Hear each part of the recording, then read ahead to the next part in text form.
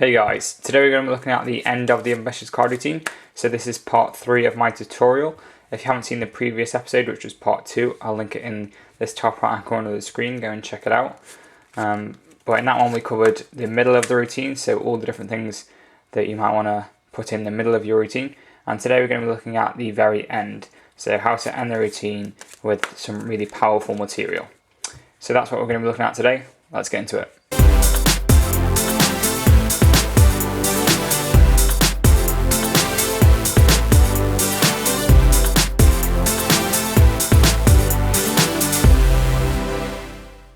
Okay, so when I perform the ambitious card routine, I usually end the routine pretty much the same every single time with this one sequence of moves.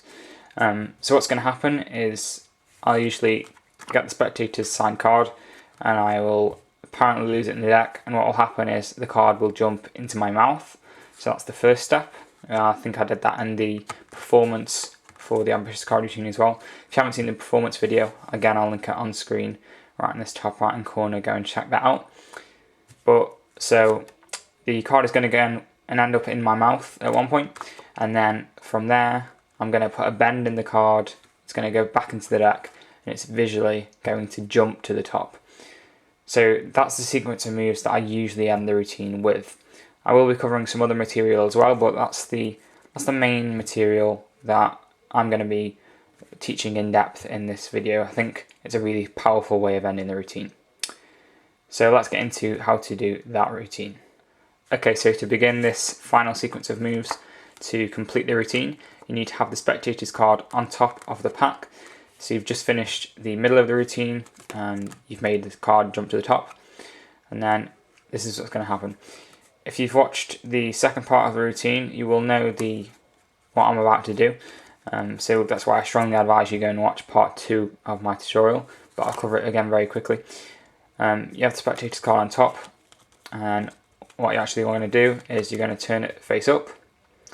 You're going to get a pinky break under this bottom card right here, like this.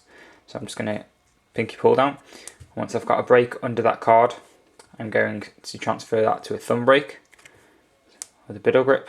Okay, so I've got a thumb break on the bottom card here, and the spectator's card is face up. Then I swing cutter packet over into my left hand. Then I push the spectator's card across with my right thumb to the right, and at the same time I sort of flip it over using this right hand packet, like that, and then I out jog the spectator's card, and then I'm going to drop the card which I'm holding in the thumb break. Okay, so now this is the situation. So the spectator's card is now in second position in this left hand packet. So obviously you'll know all this if you've seen the last video, but very quickly again, you got the spectator's card there, you flip it over, you push it forward, and you let go of the card you're holding the break with on your thumb. At the same time, you turn your wrist palm down, and you say, look, we'll take your card, push it into the middle using your index finger, then you can bring your left hand palm up again. So again, the spectator thinks this card right here is their card. Okay, so once you're in this position, so you've got an indifferent card on top here, you've switched out the spectator's card for an indifferent card. What you want to do is, there's a variety of things you can do, but I usually do a one-handed fan. If you don't know how to do a one-handed fan, I'll link it in this top right hand corner of the screen. But if you don't know how to do it, you can just push it into the packet like that.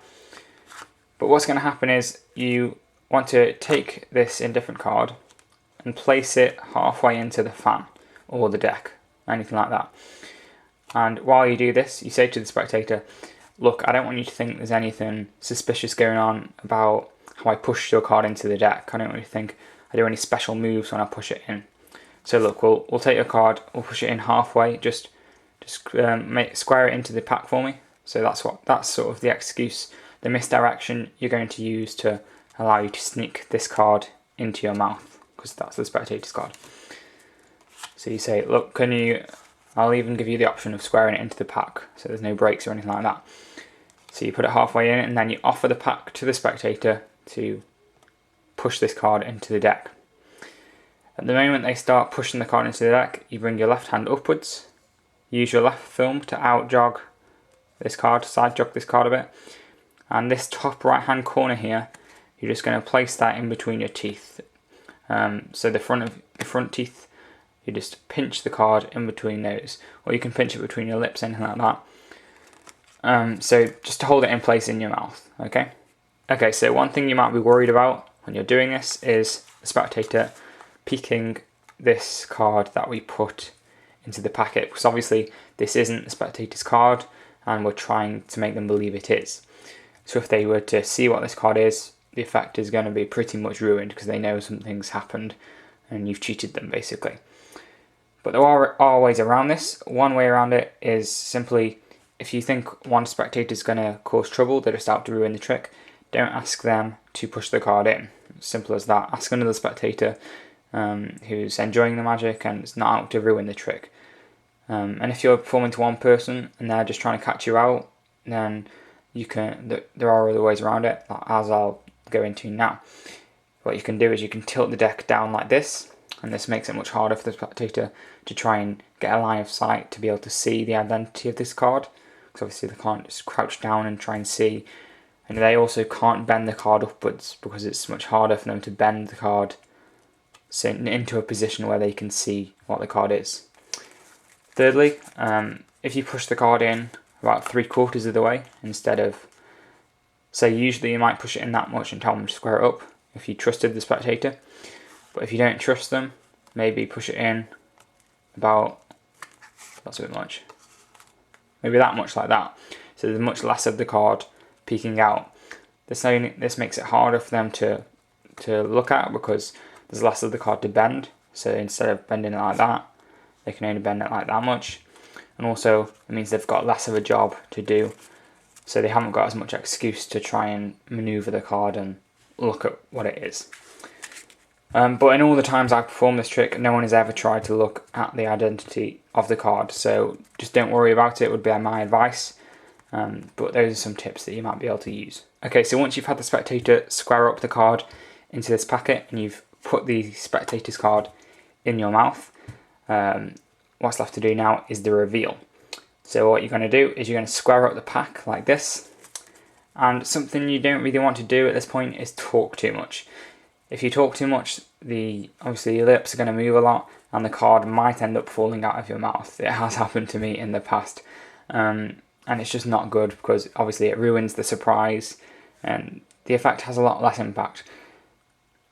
But something you also might want to avoid is not speaking at all, because if you don't speak at all, then the spectators might look up at your face expecting you to do something, okay? Because if you get this awkward silence, they're going to look up at you, question why aren't you speaking? You've spoken through the whole other part of the routine, why aren't you doing so now? And obviously they look up at your face, they see the card. Yes, that it's sort of a surprise and they might be impressed, but I don't think it has such a strong impact as if you reveal it this way. So something you might like to do is just square up the pack after they've done that and just say, watch. It doesn't take much movement and the card isn't going to fall out of your mouth, but it keeps the attention focused down here on your hands, which is where you want it. Okay, so at this point, you've got the card in your mouth and the spectator thinks it's lost in the middle of the deck. So you just say, watch, snap your fingers and reveal this top card here. Okay, as soon as you see this top card isn't the card, you can sort of feign surprise, like, oh, why isn't it on top? And then something you can do is you turn this card back over, try again. So you just snap again, see if it's happened this time, and it still hasn't. Okay, so you're really trying to sell this idea that you wanted it to come to the top. So you let this register that isn't their card for about a second, 2 seconds. Then you're going to say, sometimes it jumps too far, and just point upwards towards your mouth. And then naturally the spectators will follow where your finger's pointing and see that you have their card in your mouth, and they will be more impressed than if they'd just seen it by accident or anything like that. So it's a really nice sequence of moves that can create a really powerful effect. Okay, so we've just got a bit of a different camera angle so you guys can see sort of from a spectator's point of view, but also see my face as well when I put the card up, so you can see the motion of the hand when the card goes up to the mouth, and sort of see the misdirection that I'm going to use as well. So I've got the indifferent card in the fan here, so you just say to the spectator, in fact, do you actually want to put the card, square the card up into the pack for me? And as you do that, you're just going to bring the hand up very quickly and grip it into your teeth, okay? Now, something that helps when you're doing this is don't perform to people who are taller than you and standing up, okay?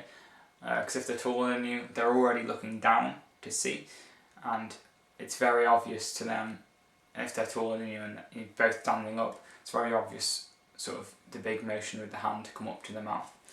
I would recommend performing to people who are sitting down, okay? So obviously if you've got someone who's sitting down, so it's more this perspective of someone who's sitting down is more like the camera now, okay? So this point of view you've got now is more realistic to how this effect would be performed. So you have this card here and you say, do you just want to push it in for me? Just like that. Okay, and watch. Just like that. Sorry. Sometimes it jumps too far, and that's when you, at this point you're going to say, sometimes it jumps too far. And then you can go into the rest of the routine. So that's how the whole putting the card up into the mouth works. Okay, so I just thought that camera angle would give a better perspective. Okay, so the moment you point upwards towards your mouth, what you want to do with your left hand is go palm down. Okay, so you're going to take the deck and turn it palm down. Now this is important for the next stage of the routine, because you're going to need a card which is face up on the top of the deck for the next part, okay?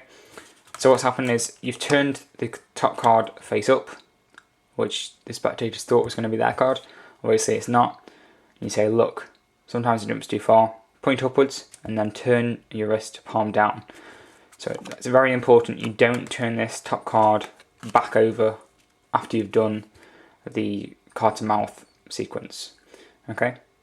So you've got a card face up and you're going to turn your left hand palm down very quickly. So you just say, sometimes it jumps too far.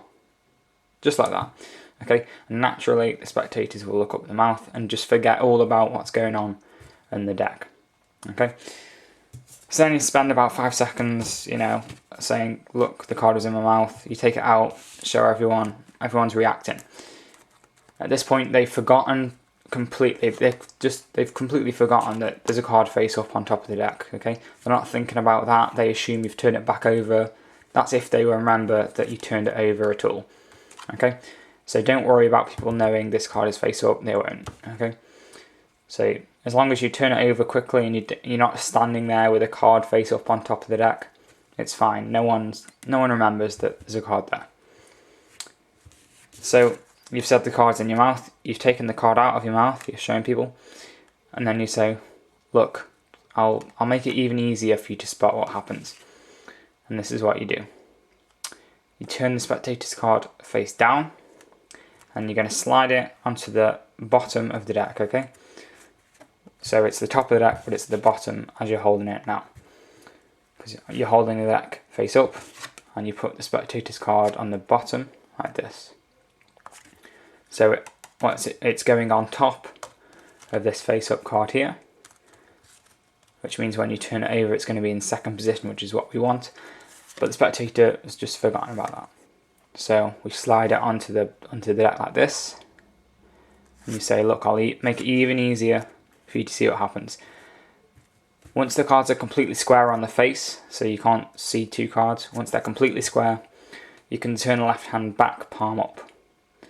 And you say, watch.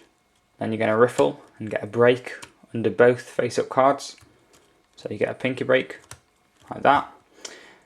And then you're going to take these cards in sort of a biddle grip and move both cards forward halfway.